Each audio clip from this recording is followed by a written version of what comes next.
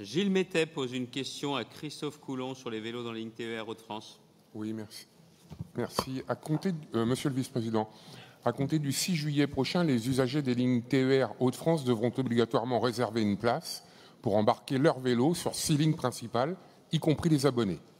Cette mesure, décidée conjointement par la SNCF et la région, suscite de vives critiques de la part des usagers, des collectifs cyclistes et des associations de mobilité. Alors que la région se veut un acteur de la transition écologique, comment justifier une telle restriction d'usage qui freine la complémentarité entre vélo et train, pourtant essentielle au développement des modalités durables? Ne court-on pas le risque, en rendant l'accès au train plus complexe pour les cyclistes, d'entraver les efforts engagés en faveur d'une véritable multimodalité? Je souhaiterais donc que vous puissiez nous préciser quels objectifs ont motivé cette décision, quelles alternatives ont été étudiées avant d'imposer cette obligation, quelle concertation a été menée avec les usagers et les acteurs de la mobilité douce, et enfin, quelles mesures la région prévoit-elle pour garantir un accès fluide, simple et équitable au train pour les cyclistes? Je vous remercie. Christophe Coulon. Merci, Monsieur le Président. Monsieur Mettet, une question importante que vous avez omise doit être pourquoi cette décision et non pas quels objectifs sont poursuivis. Cette décision, c'est tout simplement la conséquence du succès du TER. 16% de fréquentation supplémentaire l'année dernière.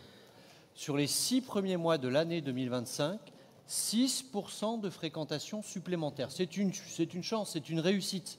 Et nous nous en réjouissons tous. Mais le problème, c'est que cette hausse de la fréquentation a une conséquence, puisque vous et moi croyons à la science, nous croyons aux limites finies de chaque chose. Un train a des limites physiques d'emport pour les hommes et les femmes, mais aussi pour les vélos.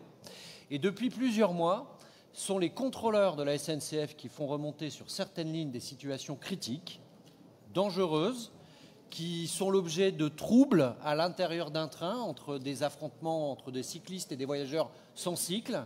Et moi, je ne peux pas laisser le système dériver. Il faut que j'essaie de trouver des alternatives. Quand vous avez 6 places dans un train, plutôt dans une voiture, et qu'il y a 2 fois plus de vélos qu'ils sont là, il y a un problème qui ne va pas. Donc on expérimente jusqu'en octobre la réservation gratuite obligatoire dans les trains pour voir comment finalement cela permet de mieux organiser les choses sur la base d'un retour d'expérience par les contrôleurs. C'est ça, c'est le terrain qui va nous parler. Et je dois juste vous rappeler une chose, c'est que nous sommes toujours, puisque c'est une expérimentation, mais la seule région de France à ne pas le faire.